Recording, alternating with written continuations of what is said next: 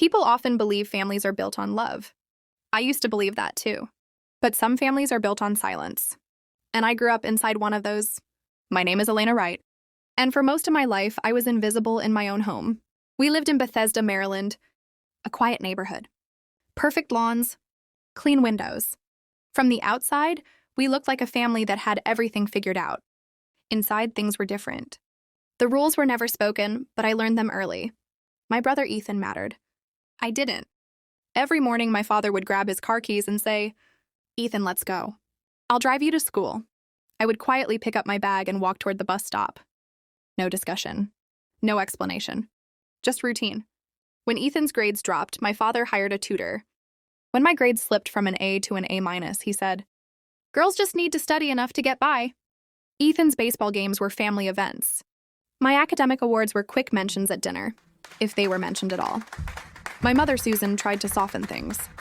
Whenever I questioned the imbalance, she'd smile gently and say, "Your father is protecting you." Protecting me from what? Ambition? I worked hard anyway.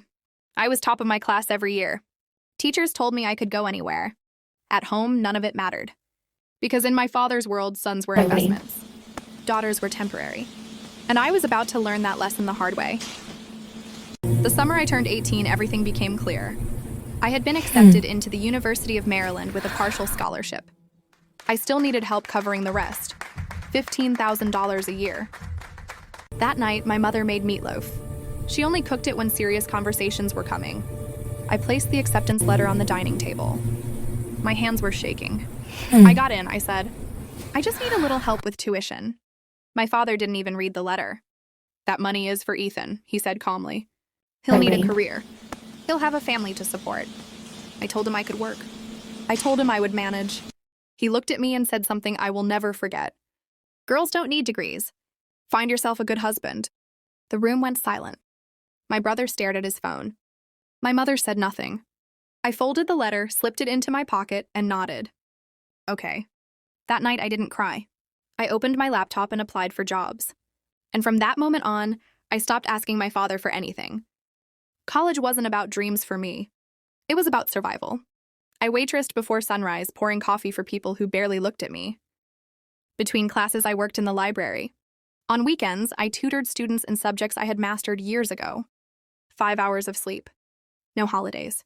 No safety net. I wore the same pair of shoes for 2 years.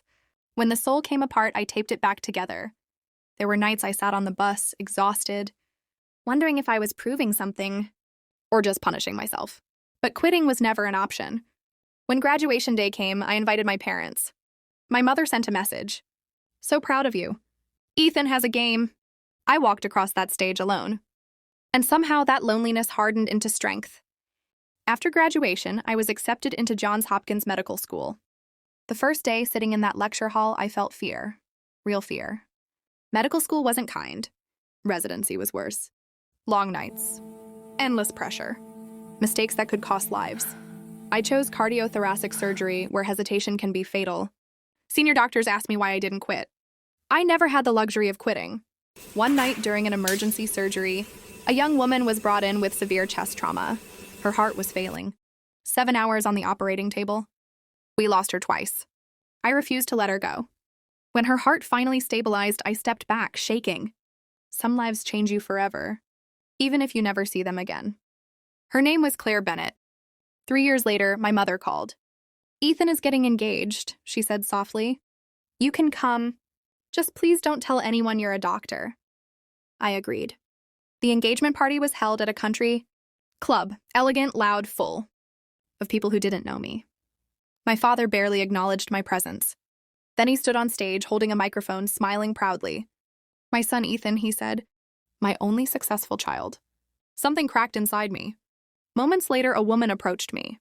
She noticed my Hopkins ring. "You work at Johns Hopkins?" "Yes." "Are you a surgeon?" I looked at her carefully and remembered. I said her name. She froze. Then she started crying. "You saved my life." The room went silent. Then applause filled the hall.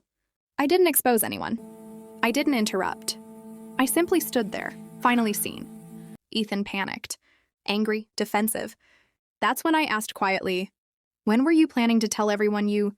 Dropped out of residency 2 years ago? Silence. Claire removed her ring. I deserve honesty, she said. And she walked away. Later, my mother apologized. Not perfectly, but honestly, that was enough. I stepped outside into the night air and ordered an Uber. For the first time in my life, my chest felt light. Some people never see your worth. That doesn't mean it isn't real. I saved lives. I built myself. And I no longer need permission to exist.